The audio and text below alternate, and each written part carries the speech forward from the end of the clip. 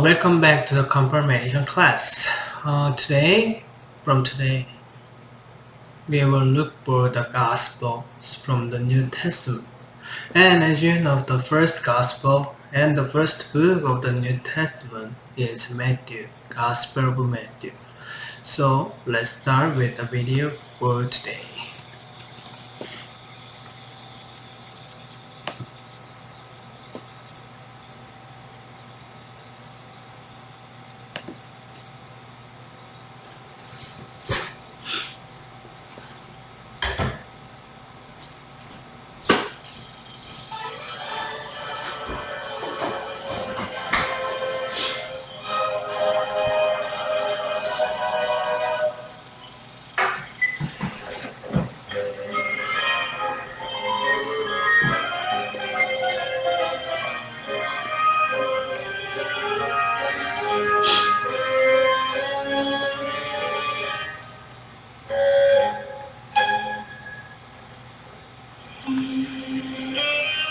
It was a rainy night. The kind of night where you think the sky has some bad news and you won't stop crying. But when you're a detective with a case to solve and bills to pay, you don't cancel because of bad weather. I was looking into a guy called Jesus Christ. Who was he? What did he do? Why was he important? There was a lack of people I could ask about this Jesus guy. For someone that so many folks knew about, I could only find 4 who were experts. 4 guys who literally wrote the book on him. Which brought me to him. A guy named Matthew who called his book The Gospel of Matthew. Real original. All right, I say. Tell me what's behind this Jesus character. I want names. Certainly, he says. They're all at the beginning of my gospel. The genealogy of Jesus. Or his family tree, so to speak. Abraham was the father of Isaac, Isaac the father of Jacob, Jacob the father of Judah and his brothers, Judah the father of Perez and Zerah, whose mother was... All right, that's enough out of you. I don't need the entire Old Testament phone book.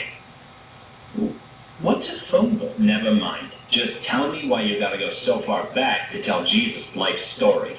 Because Jesus is the fulfillment of the prophecies of the Old Testament. He is the Messiah foretold by the Hebrew Scriptures. What's Judaism in the Old Testament got to do with it? Why, my good man, don't you know that Jesus and his apostles were all Jews? What kind of sucker do you take me for? Everyone knows Jesus was a Christian. How could he have been a Christian, detective? Christianity wasn't even named until he brought it to humanity.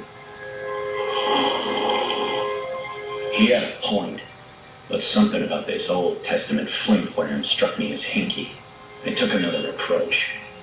I can't help noticing a lot of your gospel bears a strong resemblance to an earlier work called the Book of Mark. A suspiciously strong resemblance. Yes. When 2 people are telling the same story, you have to expect some overlap, don't you? Maybe so. And maybe you and Mark are in on this thing together. Why, yes. Of course we're in on this together. Isn't that obvious?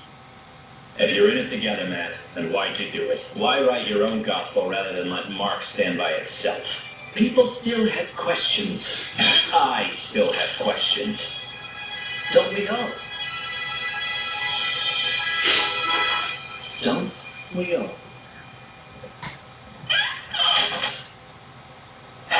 And that's how he left me.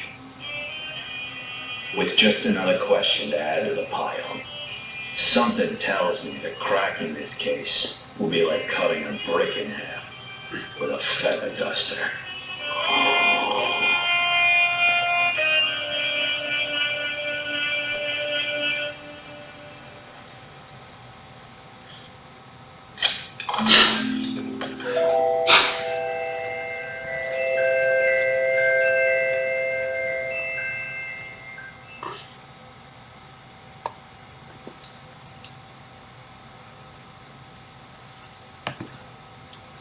So how was it?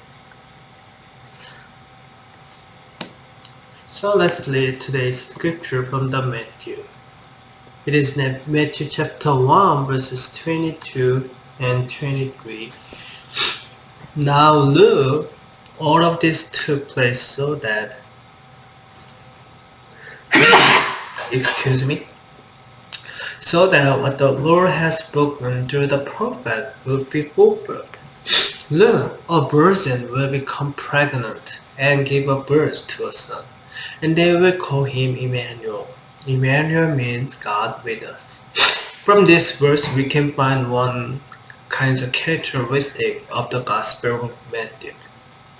Here in verse 22, you can see that the prophet will be fulfilled, and the prophet is from the Old Testament, and this was words from the Isaiah. So Matthew emphasized that Jesus was the fulfillment of the prophecy from the Old Testament. Let's continue from the Matthew chapter 5 verses 1 to 12. It is very, very well known to us as the Beatitude. Now when Jesus saw the crowd, he went up on a mountain. He sat down and his disciples came to him. He taught them, saying, Happy are the people who are hopeless, because the kingdom of heaven is there. Happy are the people who grieve, because they will be made glad. Happy are people who humble, because they will inherit the earth.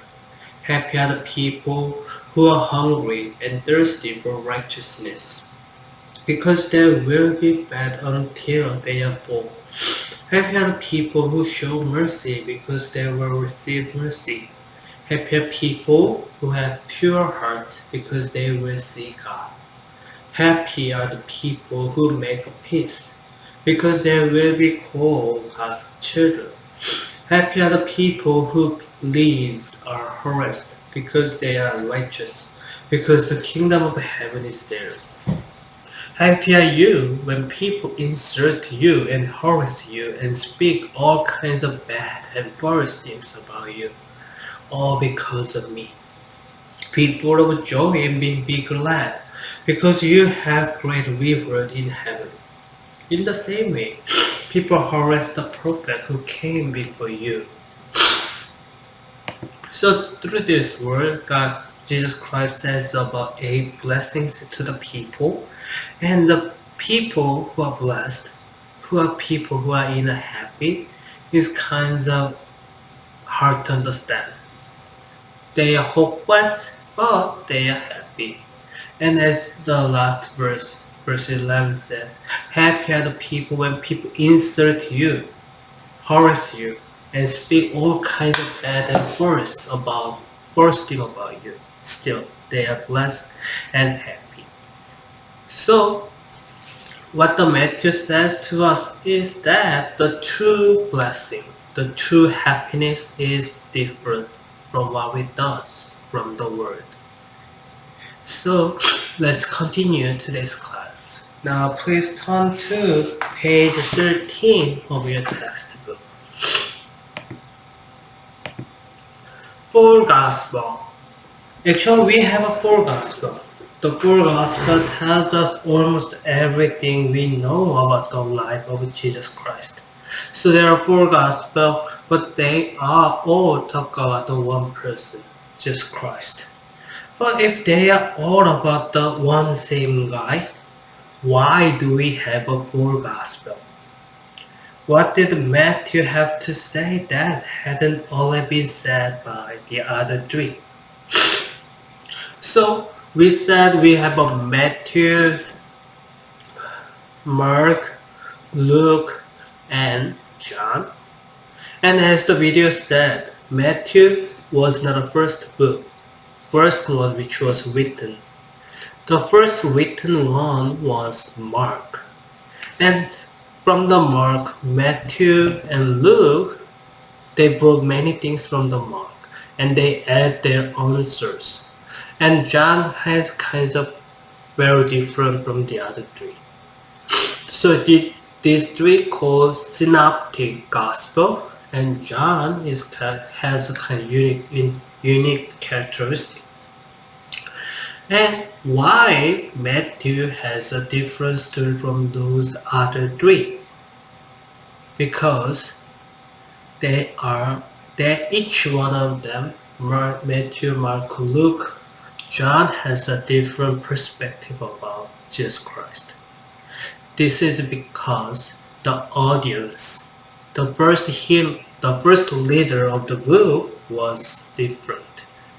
For example, for the Matthew, the first leader of the Gospel Matthew was a Jewish Christians who was converted from the Jewish cultures to Christianity. So Matthew continually emphasized that Jesus Christ was the one who was prophesied from the Old Testament. He is the one, the fulfillment of God's promise. So that is why the Gospel Matthew has emphasized the evidence. You can see from the here evidence. And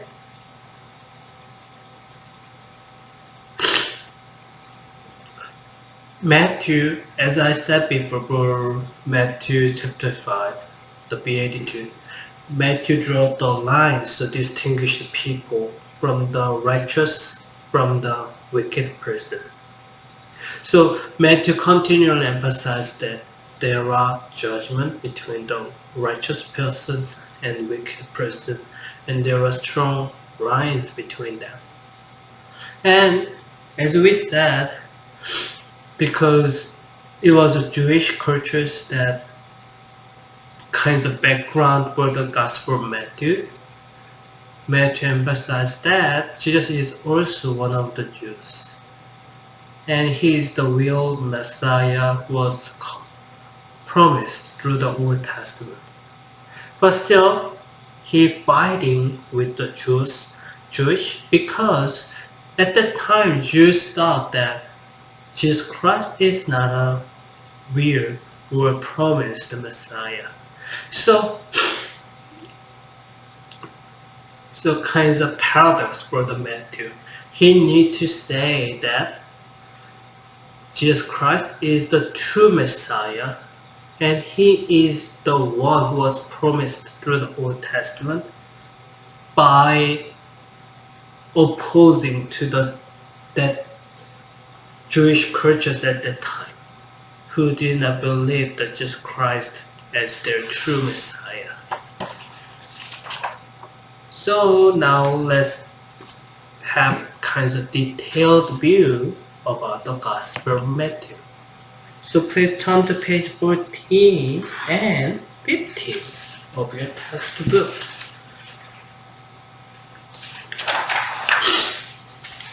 So here we have kinds of more detailed view about the Matthew. So Matthew chapter 5 and verses 1 to 12 we read the Beatitude, and Luke also has the same but little difference about the blessed. So when you see them, they has a common, but still they have a difference.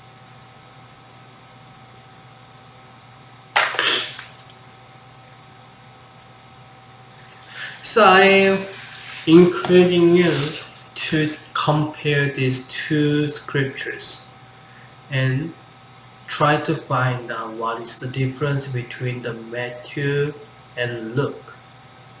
And actually that are not came from the Mark.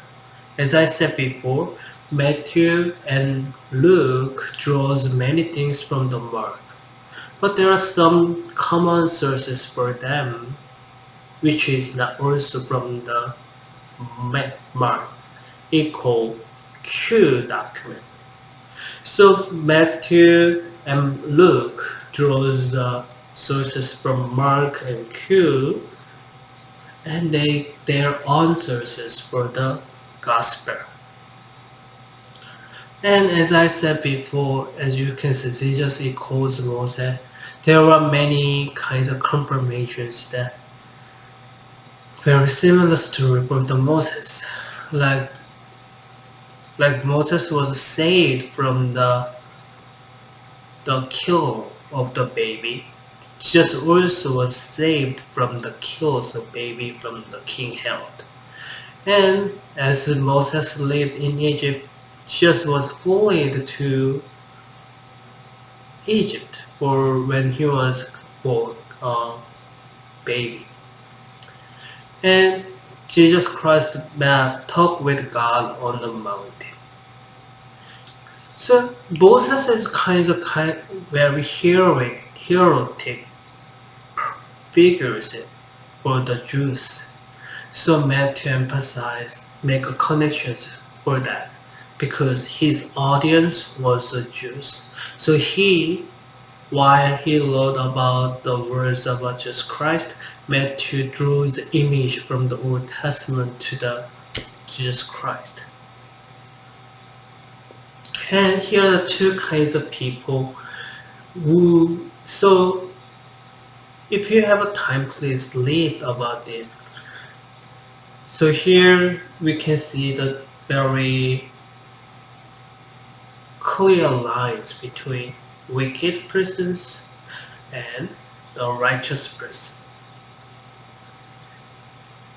Greed, rage, foolish God. So they are wicked and they cannot fully from the God's judgment. And they are a righteous person. So it is really interesting when we compare these two from the Gospel of Matthew.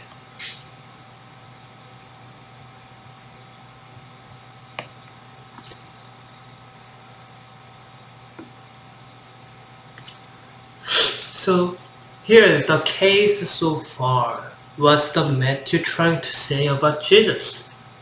He is the true Messiah. Who is he writing to? It is a Jewish audience. How does he communicate his main idea? He brought the many sources from the Old Testament, like the one that we saw from the Matthew chapter 1, the prophecy from the Isaiah. Matthew brought many kinds of quotations from the Old Testament and say, this is Jesus Christ, who is fulfillment of the true Messiah.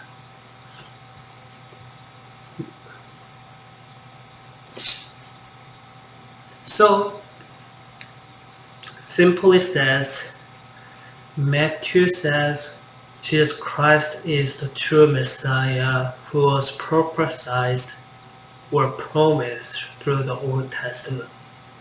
If you believe in him, you are the righteous person and you will be saved. But if you do not accept him as the Messiah, you cannot avoid from the judgment. That is kind of simple story from the Matthew. So here's your homework for today. Shift. So Matthew brought kind of very radical shift for the Jewish people.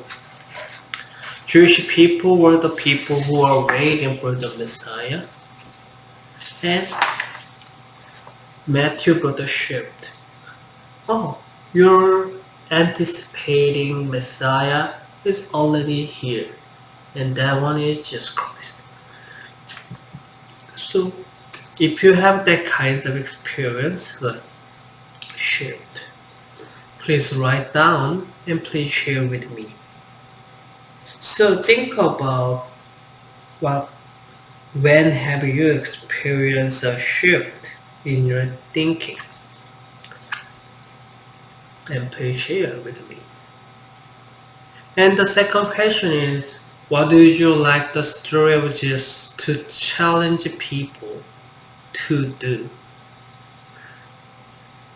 So Matthew emphasized that if you accept Jesus Christ, you need to live as the people who accept him, as the people of God, as the righteous person, as the Beatitude says to us.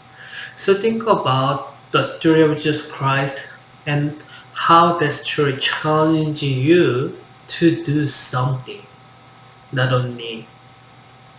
So faith is doing.